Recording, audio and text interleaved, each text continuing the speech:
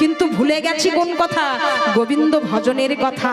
সংসার কুরুক্ষেত্রে মেতে আসল বস্তুকে আমরা ভুলে গেছি। আসল বস্তু কি জানো? আসল বস্তু হলো সার বস্তু।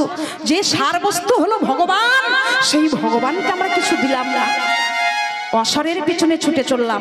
অসারকে ছেলে বলল, মা আজ আমার 1 লাখ টাকা দাও। মেয়ে বলল, মা কাল আমাকে 2 লাখ টাকা দিতে হবে। তাহলে ছেলে মেয়ে যা চাইলো ধার করে দিলাম, ভগবানের কল্যাণে কি দিলাম? 10 টাকা দিতে গেলে অনেক লেগে যায়, যায় না? কিন্তু ভগবান কি বলেছে জানো? ওরে ভক্ত, আমি তো বেশি কিছু চাই না, একটু নয়ন জল দিয়ে যে ভক্তি ভরে আমায় ডাকে, আমি তার কাছে নিতাই গৌর হরিবোল হয়ে যাই।